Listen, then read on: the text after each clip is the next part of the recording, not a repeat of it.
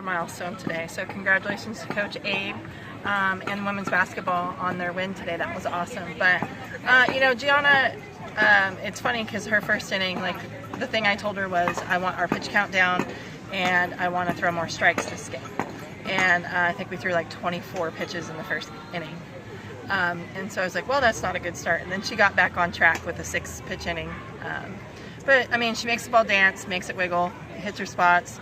Today she was throwing a little bit more curve than we normally do, but that's why Gianna's good, is because she can throw all the pitches, and when something's on, she can run with it, and she mixes speeds. Ho-hum, Jada Cody, another 6 RBIs in 2 games, and she got a start in the outfield. I know you've talked about she would prefer to play the outfield. What went into that decision? Did she finally talk you into it? No, it was more of, I really like how Carson Fryer works with Caitlin Felton, and so being able to get all the bats in the lineup, I think that was just the best option. Kennedy's doing a good job playing third base, and still wanted Ashley to hit, and so, Jada Cody's good out there, and she's smooth, and she looks pretty free, but I told her don't get comfortable because we may use you, in the infield a lot more. Well, she's up now to 47 RBIs. Only Stephanie Best has had more RBIs in a single season than Jada Cody in the history of this program. I mean, I know we keep talking about it, but it's just unbelievable what she's on, the run she's on right now. Yeah, well, I think that speaks to the team, right? Like, in order to get that accomplishment, you have to have people on. And I know I was thinking about it a lot today during the game of why does she look so confident and calm and collective? And she's got Kennedy, Cersei, and Shannon Doherty hitting in front of her and behind her. And I just think together they're very dynamic, and they're very scary to pitch to. So I think that speaks a lot to it. So and she'll say that too. It's really a team accomplishment, but she's really worked hard to be at this point, and she continues to want to get better every game. You mentioned Kennedy hit the 3-run homer in the first game and just was tremendous and has become a weapon at third base. Just how that came about, because that's helped you free up Jada to catch and play in the outfield if you choose to. It's just giving you a lot of options by having her at third.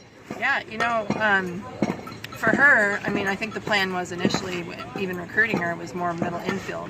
But with her knee and just kind of giving her more time to continue to heal and get all of her range of motion back, Lala's really come in and done a good job playing short. And so we thought, well, shoot, let's put her at third, because G and Jada work really well together, and G throws the majority of our games. So it gives us a really good option, and I feel comfortable, and I know that our pitchers do too, with either her or Jada there. Denali obviously gets her 200th career hit, 10th UCF player to do it. Speak to that. To reach a number like that it's astronomical, considering all the players that have played in this program over the 20 years, and she's only the 10th player to do it. And she does it with the bunt single, which was very fitting.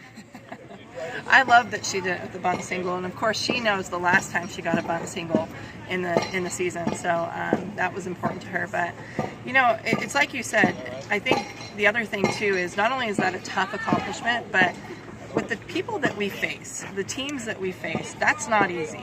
You could go and have a great game and go 0 for 3 with a walk and score the winning run, right? So to say that she's averaging about 50 hits and we still have a lot of season left, a year, wow. It just speaks to who she is, what she's about, and how much she's grown too, because she's really opened up her game. And it's so good to have her here in her 5th year, leading this team, and I can't speak enough of her offensively, and then defensively she makes some extremely awesome plays out there. Yeah, a lot of history on the field here today, and a lot of history on the basketball court. You mentioned earlier UCF women's basketball, first ever win in program history. They beat Florida, get to the second round. You're good friends with Coach Abe. Just talk about that milestone for her and obviously the program there.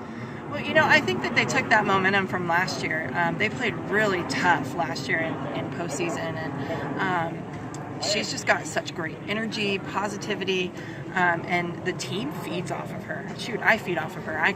I've had her come and talk to our team before one of our series, and it was a pretty important series, and we swept it. So I just, I can't speak enough of how knowledgeable she is, the energy she has, the confidence that she has, and just love. It's their year, and I love who they're going to go up and face next, because I think it's their turn. So I'm excited for it. So looking forward to the next series, your first conference series against USF. Kind of what is your game plan going into that, and what are you going to be focusing on over these next couple of days? Yeah, well, I think elephant in the room is we're going to face the best pitcher in the nation with ERA and whatever, but it's one person on the team, right? And so it matches up very well with our offense. Like, that's one of our biggest things, and we have not just one pitcher, we have a whole pitching staff. And so I just love how we're really, sharpening up our tools and getting ready to play our game, regardless of who's in the circle, what team is out there, what uniform they're wearing. We're just going to continue to keep playing our game.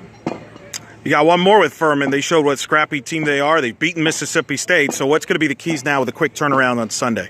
Yeah, just, making sure that we get our rest and hydrate. It's hot. It's hot early this year. So hydrate, and, we've got good options. Kama didn't throw too much. G didn't throw a ton of pitches today. So, we have good options to start either one of those, and we still haven't talked about Grace yet. So I feel really good about the game plan that we can have.